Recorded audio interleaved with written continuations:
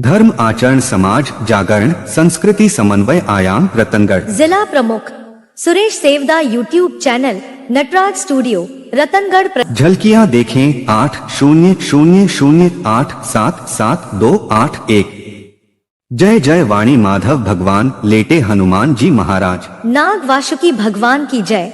गंगा यमुना सरस्वती की जय। राधे राधे। जय जय सीताराम जी महाराज। गौ माता की जय। धर्म की जय। अधर्म का नाश हो, प्राणियों में सद्भावना हो। चैनल को लाइक, सब्सक्राइब, शेयर, कमेंट, घंटी बजाकर पूरा वीडियो अवश्य देखे, औरों को भी भेजे, अक्षय पुण्य लाभ लें। प्रभाव છે અને શાસ્ત્રનું સૂત્ર છે સ્થાનમ પ્રભાવમ ન બલમ પ્રભાવમ। સ્થાનનો જ્યાં પ્રભાવ છે ત્યાં બળ પ્રભાવ કરતું નથી।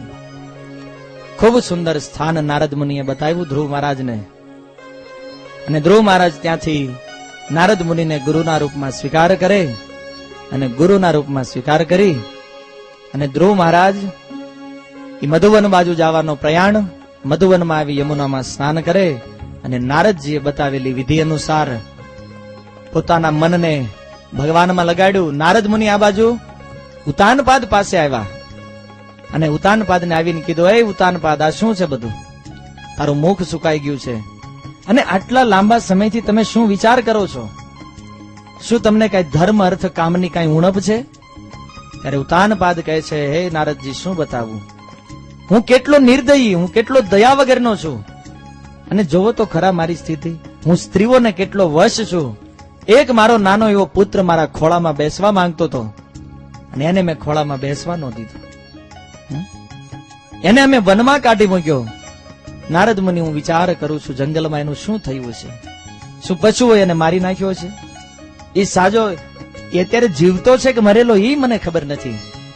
ત્યારે નારદજી કે ઉતાનપાદ, કામ તો તે બહુ મોટું મૂર્ખતાનું કર્યું છે, પણ સાંભળ, ચિંતા કરવાની જરૂર નથી। હું મળ્યો તો એને રસ્તામાં, અને અત્યારે એવું કાર્ય કરવા જઈ રહ્યો છે જેનાથી એનો યશ આખા જગતમાં ફેલાઈ જવાનો છે।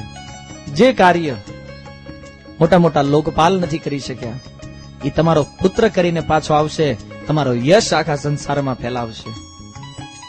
અને આ બાજુ મધુવનમાં તપસ્યાનો પ્રારંભ કરે। સૌથી પહેલા તપસ્યાનો પ્રથમ માસ ધ્રુવ મહારાજ 3 દિવસે કેવળ એક વાર બોર ખાતા। 3 દિવસે એક વાર, 3 દિવસ પૂરા થાય, ચોથા દિવસે બોર ખાય, 5મા, 6ઠા અને 7મા દિવસે ઉપવાસ, 8મા દિવસે બોર ખાય। 3 દિવસે એક વાર આહાર। 1 મહિનો વ્યતીત થાય। ધ્રુવ મહારાજની તપસ્યા જુઓ, દિવસે ને દિવસે કઠિન થતી જાય। બીજા મહિનાનો પ્રારંભ। 3 દિવસની બદલે દિવસો વધ્યા। 6 દિવસે એક વાર ઝાડ ઉપરથી ખરેલા સૂકા પાંદડાઓને ખાય અને તપસ્યાનો આરંભ કરે। 3જો મહિનો તપસ્યા ઓર કઠિન થઈ। દિવસોમાં વધારો। 9 દિવસે કેવળ પાણી પીને ખાલી, બસ ખાવાનું બંધ, કેવળ પાણી ઉપર। આપણે 1 વર્ષમાં 1 નિર્જળા એકાદશી આવે તોય મંદિરમાં લંઘાઈ ગયેલા ગુલાબની જેમ આટા મારતા હોય। સાંજે પૂછવીને, કેમ મોઢું કેમ પડી ગયું, ઉઠી ગયું કોઈ? ત્યારે શું કે, પ્રભુ આજ તો નિર્જળા કરી। નિર્જળા કરી અને ભગવાનની ભક્તિમાં ઉત્સાહ એટલો જ રહેવો જોઈએ। જો આ ધ્રુવ મહારાજ એવું નથી ખાવાનું બંધ કરે ને બસ હવે બેહી જાવ ઘડીક આરામ, નહીં। ભોજન કમ અને ભજન વધતું જાય છે। એક બાજુ ખાવાનું ઓછું, અને જે ઓછું ખાય ને એ જ ભજન કરે। પણ પ્રભુપાદજી કહેતા કે ખાવું તમે વધારેમાં વાંધો નથી, પણ સામે એટલું ભજન થવું જોઈએ। આપણે આગળનું જ સાંભળ્યું, ખાવું, ભજન એ નો સાંભળ્યું, અને ખાઈ ખાઈને ગોણ્યું થઈ ગયા। પછી કે પ્રભુજી કથામાં બેહાતું ને ક્યાંથી બેહાય? હમણાં મને સખા ચિત્ર પ્રભુ બપોર કહેતા હતા કે પ્રભુજી આવડા કઈ પ્રસાદ લે, પ્રસાદ ખૂટી જાય છે ક્યારેક ક્યારેક। મેં કીધું, કથા સાંભળવા આવ્યા છો, કોકને હેરાન કરવા આવ્યા છે? કથાનો નિયમ ઈ છે કે કથા સાંભળો, 7 દિવસ ઉપવાસ કરવો જોઈએ, ન રહી શકો તો 1 ટાઈમ ભોજન લેવું જોઈએ, જમીન પથારીએ સૂવું જોઈએ। આ સાંભળવાના બધા નિયમ છે, અને આપણે તો અહીંયા મોજ કરવી છે, અને મનમાં ઈચ્છા શું છે? આ કથા જો હરખાઈને ઓલા ધુંધુકારી જેમ થાય ને આપણે વિમાન આવે ને તો મેળ પડી જાય. આટલા પરસાદે વિમાન ન આવે. હે?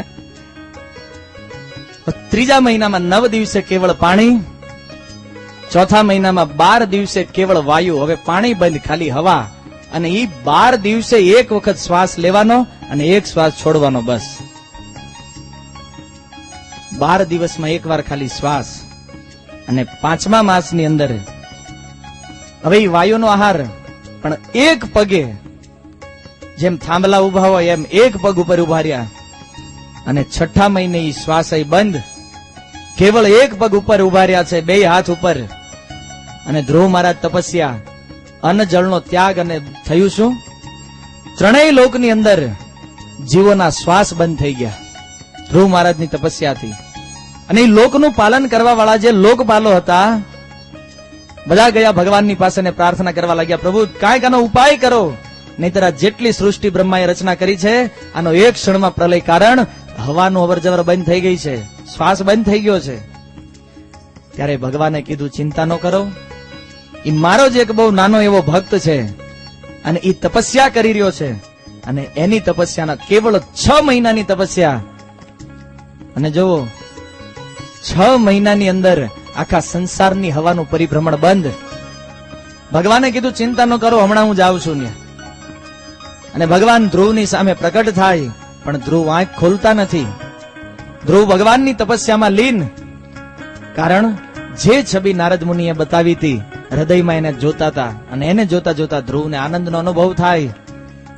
ભગવાને જોયું હું સામે ઉપસ્થિત, ધ્રુવ આંખ ખોલતો નથી. ત્યારે ભગવાને અંદરની જે છબી હતી એને ગાયબ કરી. અને જેવું ભગવાનનું દર્શન બંધ થયું, ધ્રુવ મહારાજની આંખ ખુલી, ધ્રુવ મહારાજની તપસ્યા તૂટી. અને ધ્રુવ મહારાજે જોયું કે જે ભગવાનનું હું મારા હૃદયની અંદર દર્શન કરતો હતો, જે ભગવાનની આટલા દિવસોથી હું તપસ્યા કરતો હતો, એ જ ભગવાન સાક્ષાત નારાયણ, નારદ મુનિએ બતાવેલું સ્વરૂપ, શંખ ચક્ર ગદા પદ્મ, શ્યામ સુંદર વર્ણ, પીતાંબર અને અદ્ભુત સ્વરૂપ, એ જ સ્વરૂપ જે મારા હૃદયમાં હતું, એ આજે સામે પ્રકટ થઈ અને સાક્ષાત ભગવાન ઉભા છે. અને આ અવતાર થયો જેનું નામ થયું ભગવાન હરિ. ભગવાન શ્રી હરિના રૂપમાં ધ્રુવ મહારાજ સામે પ્રકટ થયા. અને પ્રકટ થઈ અને ધ્રુવ મહારાજને દર્શન કરાવ્યા. બોલો ભગવાન હરિ કી, ભગવાન શ્રી હરિ કી. અને ધ્રુવ મહારાજે ભગવાનને પોતાની સામે ઉભેલા જોયા. ધ્રુવ મહારાજને થયું કે સ્તુતિ કરવી છે, પણ શું કરે? 5 વર્ષે આપણે બાળકોને નિશાળે બેહાડે, ધ્રુવ મહારાજને 5 વર્ષે જંગલમાં જવાનું થયું. સ્કૂલે જવાનો સમય નહીં, કાંઈ આવડે નહીં શ્લોકો. એ સમયે ભગવાને પોતાના શંખનો સ્પર્શ કર્યો ધ્રુવ મહારાજના ગાલ સાથે. અને જેવો ભગવાનના શંખનો સ્પર્શ થયો, ધ્રુવના મુખેથી વેદોની સ્તુતિ મંડી નીકળવા. ધ્રુવ મહારાજ બહુ સુંદર સ્તુતિ કરે. અને સ્તુતિ કરી અને ભગવાન કહે છે, ધ્રુવ વરદાન માગી લે. ત્યારે ધ્રુવ મહારાજ કહે છે, પ્રભુ નીકળ્યો તો કાચના ટુકડાને શોધવા, પણ તમારી જેવો મણી પ્રાપ્ત થઈ ગયો. અને જેને મણી મળી જાય એને પછી કાચના ટુકડાની લાલસા રહે. જુઓ ધ્રુવ ભગવાનને શું કહે છે. જે રાજ્ય લેવા માટે આટલી કઠોર તપસ્યા કરી, એ ધ્રુવ કહે છે, પ્રભુ મણી હાથ લાગી ગયો, હવે કાચમાં મને રસ નથી. કાચ એ રાજ્ય નથી જોતું. ત્યારે ધ્રુવ કે નહીં પ્રભુ, રાજ્ય નથી જોતું તો? ભગવાન કે તારે ભલે નથી જોતું, મારે તને આપવું છે. કારણ કે નકર આવા વાળા કળિયુગના લોકો કહે છે, ભગવાને 5 વર્ષના બાળકને તપસ્યા કરીને તોડવી નાખ્યો ને આપ્યું કાંઈ નહીં. ધ્રુવ આમાં મારી જાય. ભગવાને કીધું, ધ્રુવ સાંભળ, 36,000 વર્ષ આ ઉતાનપાદની ગાદી ઉપર રાજ્ય કરવાનું છે. અને પછી હું મારા વૈકુંઠ લોકની અંદર તને એક આખો લોક આપું છું કે આખા સંસારનો નાશ થાય, પણ એ ધ્રુવ લોકનો ક્યારેય નાશ નહીં થાય. અને ધ્રુવ લોકનો રાજા તને બનાવીશ અને અચળ પદ હું તને પ્રદાન કરું છું. અને એવા રાજા ભગવાને બનાવ્યા. જોવો સંસારમાં અનેક રાજાઓ આવ્યા, રાજ્ય કર્યું અને કાળના પ્રભાવમાં ખોવાઈ ગયા. પણ એ ધ્રુવ લોક ભગવાન કહે છે ભાગવતમાં, હું તને વરદાન આપું છું કે ઈ છે વૈકુંઠની અંદર, પણ આ પૃથ્વી ઉપરથી ધ્રુવલોકને લોકો જોશે. શું કામ? કારણ કે ઈ ધ્રુવલોકને જોઈ અને બધા લોકોને ખબર પડશે કે નહીં, ભગવાને વાસ્તવમાં ધ્રુવને ધ્રુવ પદ આપ્યું છે. ધ્રુવ અર્થાત અચળ, કે એક વખત રાજા બન્યા પછી એને સિંહાસનમાંથી ક્યારેય હેઠું ન ઉતરવું પડે એવું અચળ પદ ભગવાને ધ્રુવને આપ્યું. અને વરદાન મળ્યા છતાં ધ્રુવને મનમાં પ્રસન્નતા નથી. જોવો, એક સુંદર રહસ્ય ભાગવતનું પ્રકટ થઈ રહ્યું છે. ભગવાને ધ્રુવને વરદાન આપ્યું, ધ્રુવ લોક આપ્યો. ભગવાન ગયા અને ધ્રુવ પાછા ફરે, પણ મોઢું લબડી ગયેલું છે. ભગવાન મળ્યા, વરદાન મળ્યું, રાજ્ય મળ્યું, છતાં ધ્રુવ પ્રસન્ન નથી. કારણ કે વિચાર કરે છે કે જ્યારે હું ભગવાન પાસે વરદાન માંગતો હતો ત્યારે ધ્રુવ મહારાજ કહે છે, વિચાર કરે છે મનમાં કે જ્યારે હું ભગવાન સામે ઉભા છે વરદાન માંગતો હતો ને છતાં સુરુચિના વિચાર મારા મનમાં હતા. મુક્તિદાતા મુકુંદ ભગવાન મળ્યા પછી તે હું મારી મુક્તિ નો માગી શક્યો. ભગવાનના દર્શનથી આ મલિનતા જયારે દૂર થઈ ધ્રુવને બહુ પછતાવો થયો. ધ્રુવને કે જેને હું મારી સાવકીમાં માનતો હતો, જેના કઠોર વચન સાંભળીને તપસ્યા કરવા આવ્યો, એ માતા પ્રત્યેનો દ્વેષ ભગવાન સામે આવ્યા છતાંય મારા મનમાં એમના ઉભો રહી ગયો. ભગવાન બધાને મુક્તિ પ્રદાન કરે, અરે એ મુક્તિ માંગવાની વાત છોડો, હું મૂર્ખની જેમ ભગવાનની સામે ઉભો રહી ગયો. 6 મહિનામાં મને ભગવાનની પ્રાપ્તિ થઈ, પણ વાસના રહેવાના કારણે દુઃખ એ વાતનું છે કે ભગવાન મળ્યા છતાં મારે ભગવાનથી અલગ થવું પડ્યું. બોલો, કેટલો સુંદર પશ્ચાતાપ એક 5 વર્ષનો બાળક કરે છે. તપ કર્યું, ભગવાન મળ્યા, અને તોય એ તપનું ફળ જોવો, ભગવાનથી પાછું વિખૂટા. અરે હું કેટલો મૂર્ખ કે સંસારના બંધન કાપવા વાળા એ ભગવાન પાસે મેં આ સંસારની નાશ થવા વાળી વસ્તુઓને માગી. ભગવાનને પ્રસન્ન કરી અને મેં જે કાંઈ માંગ્યું એ બધું વ્યર્થ. કારણ કે મરેલા વ્યક્તિને સોનું પહેરાવાથી શું થાય? મરી ગયા પછી એનો ગમે એટલો શ્રૃંગાર કરવો એ કોઈ કામનું નથી. એમ ભગવાન આવ્યા છતાં મેં એનો લાભ ન લીધો. ધ્રુવ ઘરે આવે, પોતાના પિતાને પ્રણામ કરે, માતાને પ્રણામ કરે, અને આખું નગર, આખો સંસાર ધ્રુવ મહારાજને પ્રણામ કરે.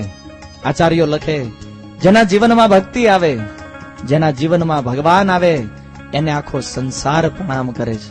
ઉંમર ભલે નાની હોય પણ પ્રણામ એને જ થાય જેના જીવનમાં ભક્તિ હોય. અને આવી રીતે ધ્રુવ મહારાજ મોટા થતા ગયા, સમય વીતતો ગયો. બન્યું એવું, એકવાર જંગલમાં શિકાર કરવા ગયા. એના ભાઈ ઉત્તમ, અને એ ઉત્તમને યક્ષોએ મારી નાખ્યો. અને ધ્રુવ મહારાજને ખબર પડી મારા ભાઈનો વધ થયો છે. એને અલકાપુરી ઉપર ચડાઈ કરી, અનેક યક્ષોને મંડ્યા મારવા. અદ્ભુત પરાક્રમ ધ્રુવ મહારાજનો.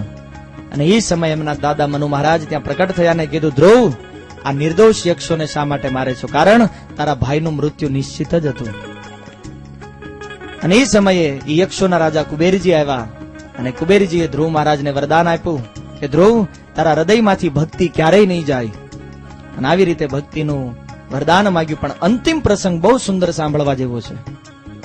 આની પછી કથા વિરામ થશે આજની. તો ધ્રુવ મહારાજ આવી રીતે 36,000 વર્ષ અવિચળ રાજ્ય કર્યું. અને 36,000 વર્ષ રાજ્ય કર્યા પછી જ્યારે મૃત્યુ એની સામે આવીને ઉભું રહ્યું, મૃત્યુ ધ્રુવ મહારાજની આગળ આવીને હાથ જોડે છે, પ્રભુ તમારો સમય થઈ ગયો છે અને આ વિમાન તમને લેવા માટે આવ્યું છે.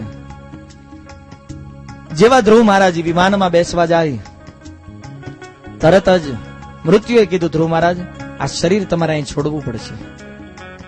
ધ્રુવ મહારાજ કે પ્રણામ કર. જોવો ભગવાનના ભક્તોની શક્તિ. મૃત્યુને કહે છે પ્રણામ કર, અને જેવું મૃત્યુ પ્રણામ કરે એના માથા ઉપર પગ મૂકી ધ્રુવ મહારાજ સદેહે વિમાનમાં બેસી ભગવાનના ધામમાં વયા ગયા. પોતાનો જે ધ્રુવલોક હતો એ ધ્રુવલોકની અંદર ગયા. અને ત્યાર પછી કથાને આગળ વધારતા શ્રી મૈત્રેય મુનિ કહે, એ ધ્રુવના પુત્ર થયા વત્સર, કલ્પ અને ઉત્કલ. 3 પુત્ર થયા. એમાં જે વત્સર હતા એના ઈશ, ઉર્જ, વસુ, જય, તિગ્મકેતુ અને પુષ્પાર્ણ 6 પુત્ર. એમાં જે પુષ્પાર્ણ હતા એના 3 પુત્ર પ્રદોષ, નિશિત, વ્યુષ્ટ. વ્યુષ્ટના સર્વજેતા, એનું આકૃતિ સાથે વિવાહ, અને એનાથી 6ઠા મનુ ચાક્ષુષ મનુનો જન્મ થયો. એ ચાક્ષુષ મનુના પુરુ, કુચ, ત્રિક, ધુમ્ન, ઉલ્મુક, સત્યવાન, ઋત, વ્રત, અગ્નિષ્ટોમ, અતિરાત્ર, પ્રદ્યુમ્ન અને શિબી 12 પુત્ર. એમાંથી ઉલ્મુકના, સુમના, ખ્યાતિ, અંગ, ક્રતુ, અંગીરા ને ગઈ 6 પુત્ર. એમાં અંગના થયા સુનીતાથી વેન. બહુ સુંદર ઇતિહાસ છે એનો કે અંગ જે છે એ બહુ ધાર્મિક રાજા, પણ એનો પુત્ર થયો જે વેન એ આસુરી સ્વભાવનો થયો. અને એ વેન જયારે બહુ ઉત્પાત કરવા લાગ્યો, બ્રાહ્મણોને હેરાન કરવા લાગ્યો, ત્યારે બધા બ્રાહ્મણોએ મળી અને બ્રહ્મ દંડ આપ્યો એને. અને બ્રહ્મ દંડથી એ વેનને મારી નાખ્યો. બ્રાહ્મણોએ જયારે વેનને મારી નાખ્યો ત્યારે કોઈ રાજા વધ્યો નહીં. અને એ સમયે વેનના શરીરનું મંથન કરવામાં આવ્યું. અને વેનના શરીરનું મંથન કર્યા પછી એમાંથી પુરુષ અને સ્ત્રીની એક જોડી પ્રકટ થઈ. એ હતા ભગવાનના શક્ત્યાવેશ અવતાર પૃથુ મહારાજ અને એની પત્ની અર્ચી દેવી. પૃથુ અને અર્ચીથી વિજિતાશ્વ, હરિયક્ષ, ધૂમ્રકેશ, વૃક, દ્રવિણ આ 5 પુત્ર. અને એમાં વિજિતાશ્વ નામના જે પુત્ર હતા એનાથી હવિરધાન, હવિરધાનના પ્રાચીન બરહી અને પ્રાચીન બરહીના 10 પ્રચેતાઓ થયા. અહીંયા સુધી ધ્રુવ મહારાજનો વંશ ચાલ્યો. તો એમાં ભગવાનના જે શક્ત્યાવેશ અવતાર પૃથુ મહારાજ એની કથા બહુ સુંદર ભાગવતમાં સંક્ષિપ્તમાં એની કથા સાંભળી અને આજના આ સત્રને આપણે વિરામ કરશું. તો એ પૃથુ મહારાજ જયારે રાજા બન્યા, અર્ચી દેવી સાથે એમના વિવાહ થયા જે સાક્ષાત લક્ષ્મી સ્વરૂપા હતી. તો પૃથુ અને અર્ચીના વિવાહ થયા. પૃથ્વીનું શાસન જયારે એને સંભાળ્યું તો પૃથુ મહારાજે જોયું કે આ પૃથ્વી મનુષ્યને જીવવાની જે સામગ્રી છે એ તો કઈ આપતી નથી. કોઈ વસ્તુ અહીંયા પૃથ્વીમાંથી નીકળતી નથી. ખેડૂતો અનાજ વાવે, પૃથ્વી અનાજ નથી આપતી. એને ફળ ફૂલ કઈ થતું નથી. અને એ ભૂખમરાથી પ્રજા જયારે પીડિત થવા માંડી ત્યારે એ પૃથુ મહારાજ તલવાર લઈ અને પૃથ્વીની પાછળ થયા. પૃથ્વીએ ગાયનું સ્વરૂપ લીધું અને ગાયનું સ્વરૂપ લઈ અને પૃથુ મહારાજ જયારે પૃથ્વીને મારવા જાય ત્યારે પૃથ્વી એને કહે છે, હે રાજન, તમે મને મારો જ શા માટે? કારણ કે રાજાઓ તો ગાયોના રક્ષક હોય. ત્યારે કીધું ત્યાં બધું બીજ તારી અંદર છુપાવી દીધું છે, તું આ સંસારમાં અન્ન કેમ નથી આપતી? ત્યારે એ પૃથ્વી કહે છે કે હે પૃથુ મહારાજ, આ પૃથ્વી ઉપર મારી ઉપર એટલું પાપ વધી ગયું છે, એ પાપના કારણે મારામાંથી આ કઈ નીકળતું નથી. ત્યારે પૃથુ મહારાજ કહે એ પાપ હતું ક્યારે? જ્યારે વેન રાજા હતો ત્યારે. અત્યારે રાજા હું છું, તું આ બધાને બહાર કાઢ. ત્યારે પૃથ્વી કહે છે એમ બહાર નહીં નીકળે. અને બહાર કાઢવા માટે તમે કોઈને વાછરડા બનાવો, કોઈને દોહવા વાળા બનાવો અને આ ગાયના સ્વરૂપમાં મારું દોહન કરો, ત્યારે આમાંથી બધા બીજ જે છે એ બહાર નીકળશે. અને એ પૃથુ મહારાજે જયારે પૃથ્વીનું દોહન કર્યું, એ પૃથ્વીનું દોહન કર્યું અને એમાંથી આ સંસારના બધા બીજને પાછા બહાર કાઢ્યા. અને આ સંસારની અંદર અન્ન, વનસ્પતિ, ઔષધિઓ આ બધી વસ્તુઓને પૃથ્વીમાંથી ઉગાડે. અને ત્યાર પછી પોતાના પુત્ર વિજિતાશ્વને યુવરાજ બનાવી અને પૃથુ મહારાજે 100 અશ્વમેઘ યજ્ઞનો સંકલ્પ કર્યો. અને 99 અશ્વમેઘ જયારે થયા ત્યારે ઇન્દ્રના મનમાં સંશય થયો કે જો આ પૃથુ મહારાજ 100 અશ્વમેઘ યજ્ઞ કરશે તો એ ઇન્દ્રના પદને લાયક બનશે. અને ભક્તો, આ સંસારની અંદર જે 100 અશ્વમેઘ યજ્ઞ કરે એને ઇન્દ્રનું પદ પ્રાપ્ત થાય. હકીકતમાં પૃથુ મહારાજ યજ્ઞ ભગવાનને પ્રસન્ન કરવા માટે કરતા હતા, પણ ઇન્દ્રને થયું કે અમારા ઇન્દ્રાસન માટે કરે છે. 99માં અશ્વમેઘ યજ્ઞમાં ઇન્દ્રએ ઘોડો ચોર્યો. ઘોડો ચોરીને ઇન્દ્ર ભાગ્યો. એ બ્રાહ્મણોએ જોયું કે ઇન્દ્ર ઘોડાને લઈને જઈ રહ્યો છે. પૃથુ મહારાજ યજ્ઞમાં બેઠા છે. બ્રાહ્મણોએ કીધું પૃથુ મહારાજને, એના પુત્રને કીધું, વિજિતાશ્વ, તારા પિતાનો ઘોડો લઈને ઇન્દ્ર ભાગી રહ્યો છે. અને ઇન્દ્ર ત્યારે કપાલીનો વેશ લઈને આવ્યો હતો. ઇન્દ્રએ જોયું કે વિજિતાશ્વએ બાણ ચડાવ્યું છે, કપાલીના વેશને ને ઘોડાને છોડીને ઇન્દ્ર ભાગી ગયો. બીજી વખત ઇન્દ્ર આવે, શિવજીનો વેશ ધારણ કર્યો. બીજી વખત બ્રાહ્મણોએ કીધું આ ઇન્દ્ર ઘોડો લઈને ભાગે છે. વિજિતાશ્વએ જોયું કે આ તો ભગવાન શિવ છે. ત્યારે ઇન્દ્રને થયું કે આને ખબર પડી ગઈ છે. ઈ વેશને છોડ્યો અને ઈ વેશને છોડી અને આવી રીતે અનેક વખત ઇન્દ્ર અલગ અલગ વેશ લઈને આવે, પૃથુ મહારાજના ઘોડાની ચોરી કરે, અને અંતે પૃથુ મહારાજને ક્રોધ આવ્યો, અને ક્રોધ આવી અને ધનુષ ઉપર બાણ ચડાવે. બ્રાહ્મણોએ રોક્યા, મહારાજ તમે યજ્ઞમાં બેઠા છો, અને યજ્ઞની અંદર જો તમે ક્રોધ કરશો તો આ યજ્ઞનું ફળ નષ્ટ થશે, એટલે તમે એ ઇન્દ્રને જવા, તમે એને ન મારો, એ કાર્ય અમે કરવી છે. અને ઋષિઓએ આહુતિ આપવાનું ચાલુ કર્યું.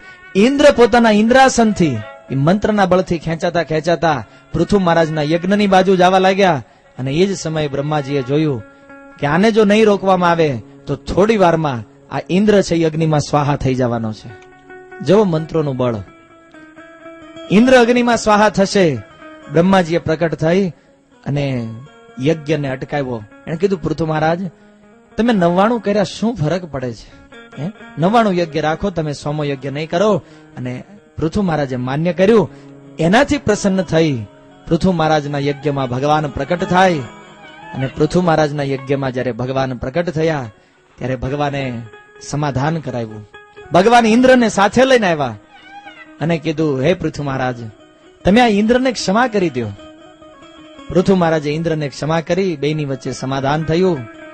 તો એક પ્રશ્ન થાય મનમાં કે આમાં પૃથુ મહારાજનો કાંઈ વાંક નહીં, બધો વાંક ઇન્દ્રનો. ઘોડો ઇન્દ્રએ ચોર્યો હતો, નહીં કરવાના કામ ધંધા ઇન્દ્રએ કર્યા હતા, પૃથુ મહારાજનો કોઈ ફોલ્ટ નહીં.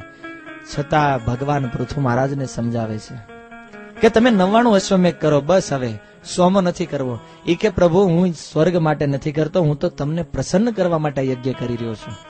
ત્યારે ભગવાન કહે છે, પૃથુ હું આ તારા 99 થી પ્રસન્ન છું, હવે 100મો યજ્ઞ કરવાનું રહેવા દો.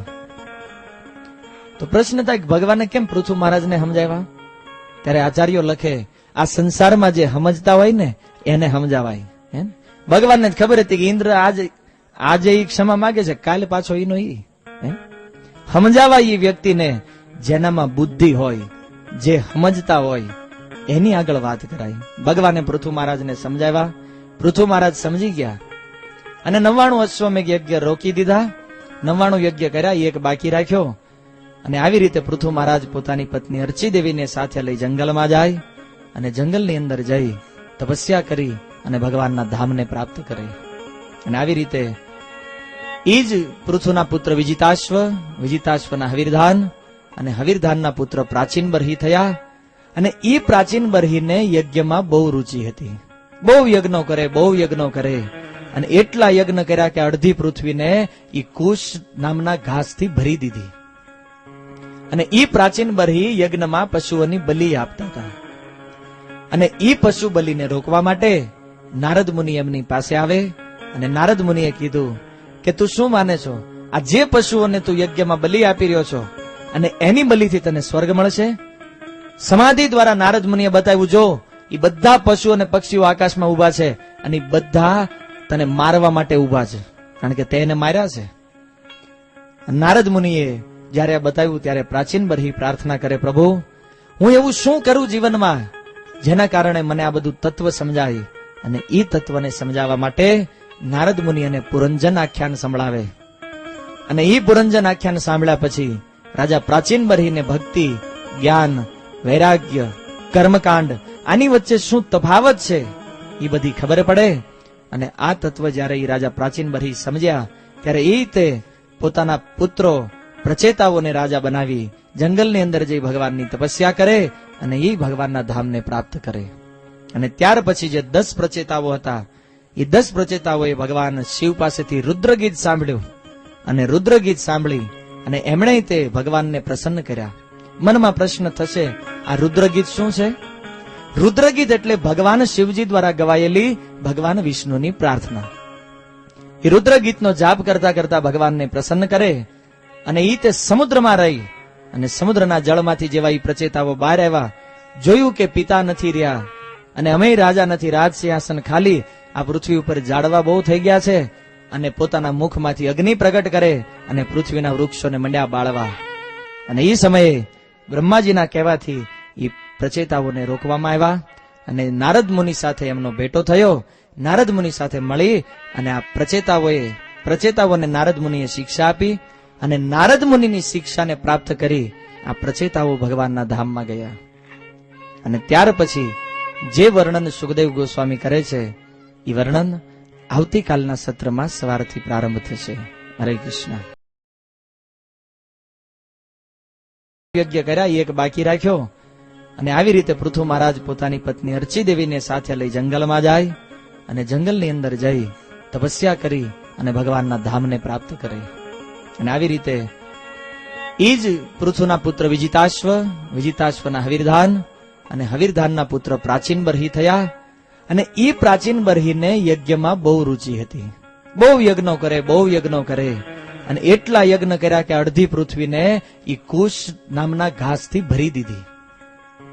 અને ઈ પ્રાચીન બરહી યજ્ઞમાં પશુઓની બલિ આપતા હતા.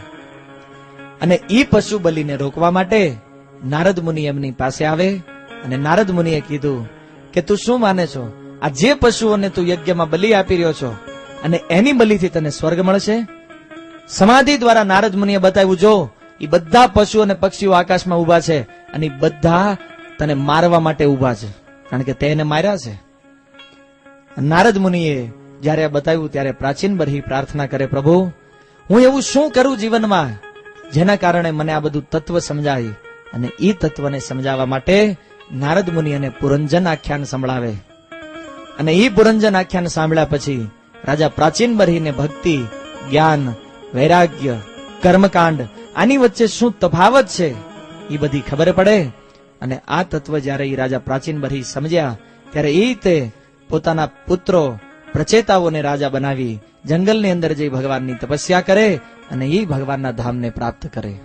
અને ત્યાર પછી જે 10 પ્રચેતાઓ હતા એ 10 પ્રચેતાઓએ ભગવાન શિવ પાસેથી રુદ્રગીત સાંભળ્યું. અને રુદ્રગીત સાંભળી અને એમણે તે ભગવાનને પ્રસન્ન કર્યા. મનમાં પ્રશ્ન થશે, આ રુદ્રગીત શું છે? રુદ્રગીત એટલે ભગવાન શિવજી દ્વારા ગવાયેલી ભગવાન વિષ્ણુની પ્રાર્થના. એ રુદ્રગીતનો જાપ કરતા કરતા ભગવાનને પ્રસન્ન કરે. અને ઈ તે સમુદ્રમાં રહી અને સમુદ્રના જળમાંથી જેવા ઈ પ્રચેતાઓ બહાર આવ્યા, જોયું કે પિતા નથી રહ્યા અને અમે રાજા નથી, રાજ સિંહાસન ખાલી, આ પૃથ્વી ઉપર ઝાડવા બહુ થઈ ગયા છે. અને પોતાના મુખમાંથી અગ્નિ પ્રગટ કરે અને પૃથ્વીના વૃક્ષોને મંડ્યા બાળવા. અને એ સમયે બ્રહ્માજીના કહેવાથી એ પ્રચેતાઓને રોકવામાં આવ્યા. અને નારદ મુનિ સાથે એમનો ભેટો થયો. નારદ મુનિ સાથે મળી અને આ પ્રચેતાઓને નારદ મુનિએ શિક્ષા આપી. અને નારદ મુનિની શિક્ષાને પ્રાપ્ત કરી આ પ્રચેતાઓ ભગવાનના ધામમાં ગયા. અને ત્યાર પછી જે વર્ણન સુખદેવ ગોસ્વામી કરે છે એ વર્ણન આવતીકાલના સત્રમાં સવારથી પ્રારંભ થશે. હરે કૃષ્ણ. धर्म आचरण समाज जागरण संस्कृति समन्वय आयाम रतनगढ़. जिला प्रमुख Suresh Sevda YouTube channel Nataraj studio Ratangarh. झलकियां देखें 8000877281. जय जय वाणी माधव भगवान लेटे हनुमान जी महाराज. नाग वासुकी भगवान की जय.